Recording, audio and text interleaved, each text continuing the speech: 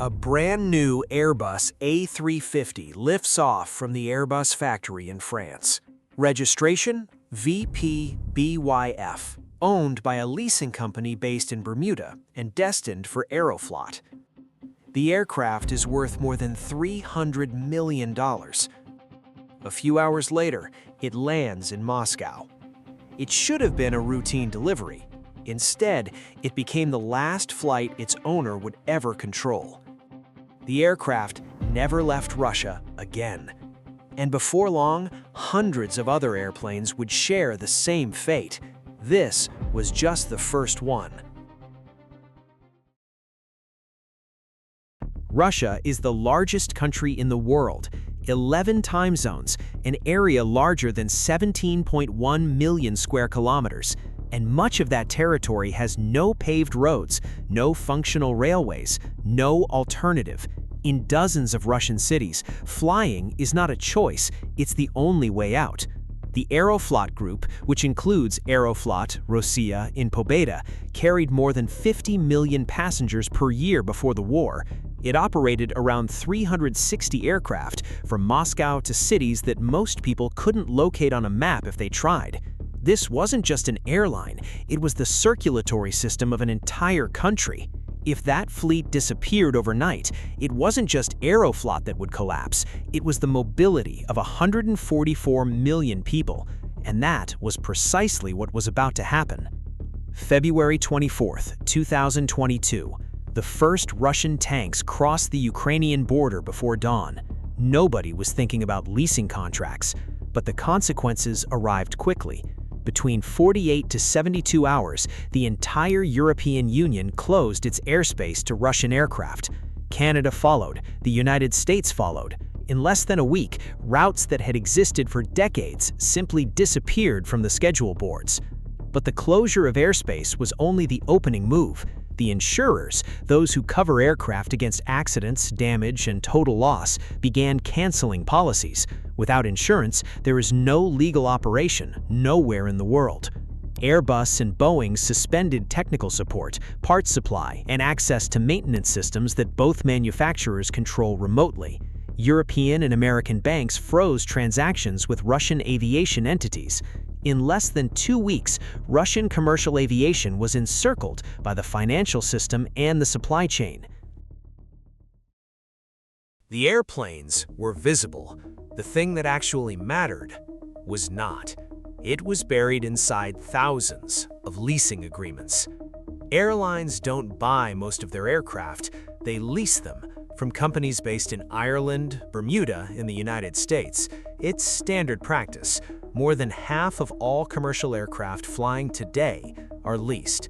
Of the roughly 1,000+ commercial aircraft flying in Russia before the war, approximately 500 belonged to foreign lessors, painted in Aeroflot colors, but legally owned by investors in Dublin, Hamilton, and New York. The leasing contracts were clear. If the contracts were terminated, the aircraft had to be returned.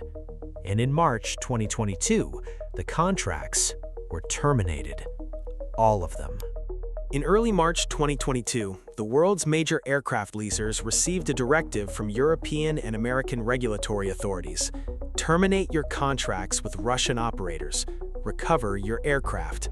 Deadline, March 28, 2022. Less than 5 weeks. For the leasers, the logic was straightforward. The sanctions were binding. Non-compliance meant legal exposure. There was no choice.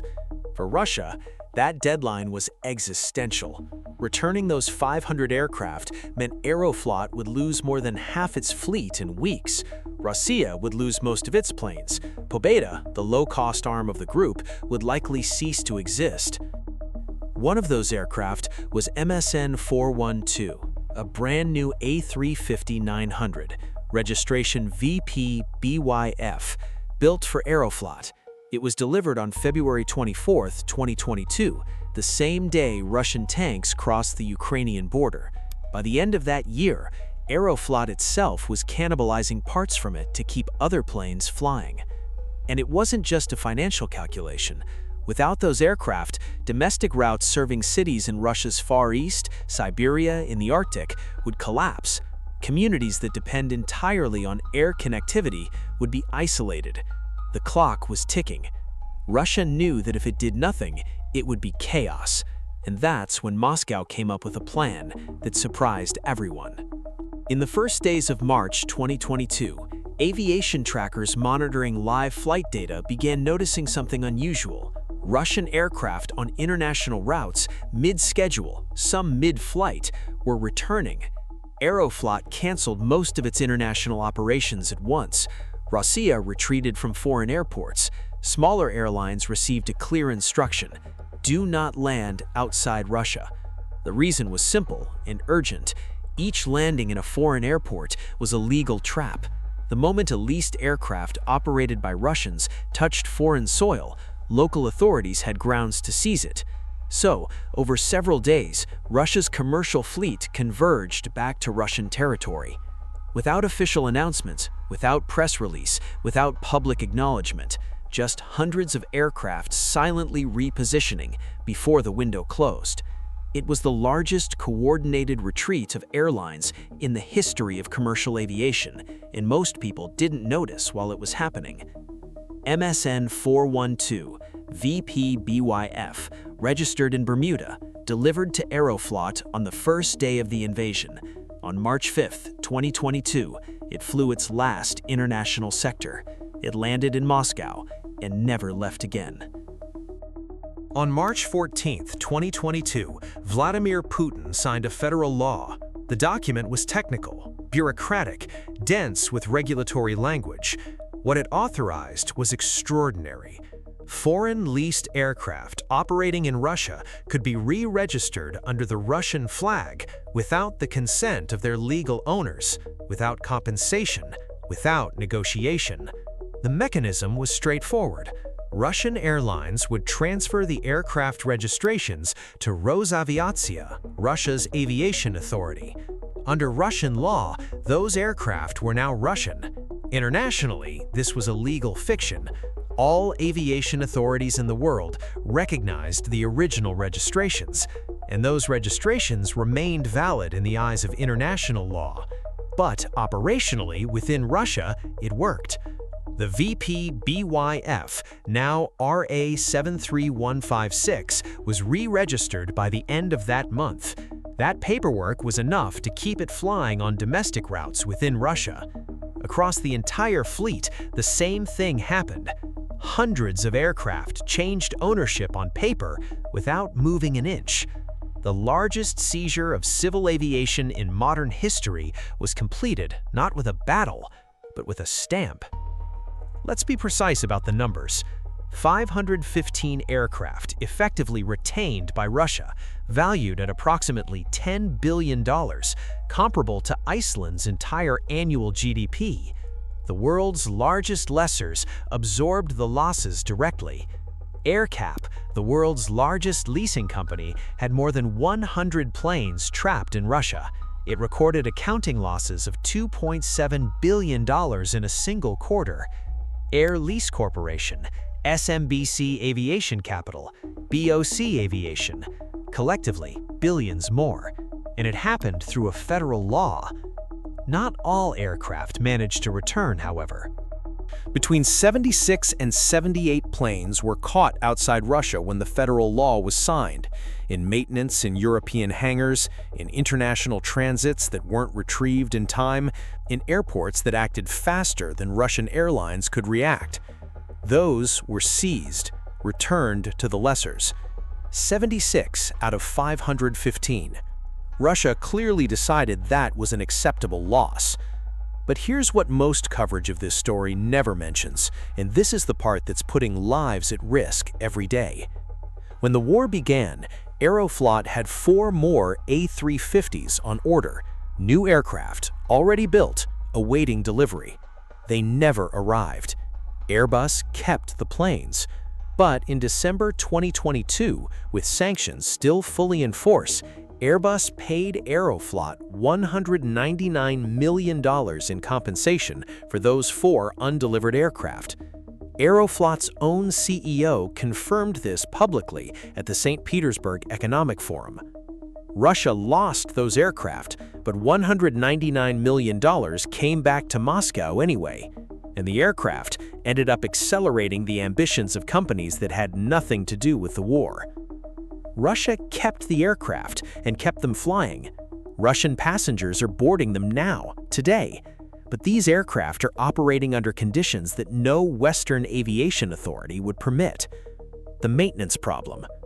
Airbus and Boeing don't just build aircraft, they maintain them remotely through software updates, through manufacturer-certified parts with traceable serial numbers and defined service lives, through diagnostic systems that require manufacturer access to function properly. All of that stopped in March 2022. No original parts, no software updates, no access to the manufacturer's maintenance systems. A modern commercial aircraft contains thousands of individual components. Many of them have mandatory replacement intervals, a certain number of flight cycles, a certain number of flight hours, after which they must be replaced. Where do these spare parts come from now? Some from China, some from a parallel market of questionable origin, and some, this is the part that should worry anyone who flies, from cannibalization. The certification problem. That A350, now RA73156, has two sets of documentation. Its Russian registration, issued by Rosaviatsa, valid within Russia, and its original airworthiness certificate from Bermuda, suspended when the leasing contract was terminated. That certificate has not been renewed. It cannot be renewed without cooperation from the original registering authority, the manufacturer, and an inspection process recognized by ICAO. Every country in the world that operates under ICAO standards, which is essentially every country, does not recognize the A350 as airworthy. It can only fly within Russia. This is the open question the industry is grappling with. Not if something will go wrong with the retained fleet, but when, and what happens to international aviation law when it does. In the short term, yes, Russia won. Aeroflot continues to operate. Rossiya continues to fly. Pobeda still exists. The domestic network, those routes to Arctic cities, Siberian outposts, Far East communities, did not collapse. But here's the structural reality beneath that victory. The fleet is aging. Without certified maintenance, it ages faster. Without original parts, it deteriorates in ways that are harder to track and verify. Legal battles are still ongoing. AerCap and others have filed lawsuits in courts in Ireland, the United Kingdom, and internationally, but with no expectation in the short or medium term. In 2022, the world watched a government do something that shouldn't be possible in modern commercial aviation. It simply kept the aircraft. And it worked because the alternative, for Russia, was worse. But you can seize an aircraft, you can change its registration, you can stamp new paperwork on it. What you cannot seize is the engineering infrastructure, the certified supply chain, and 50 years of international aviation architecture that kept those aircraft airworthy. Russia bought time. How much time, no one outside the internal maintenance records of Rosaviatsa really knows. Do you think Russia solved its aviation crisis, or just delayed a collapse that no decree can prevent? Leave your answer in the comments.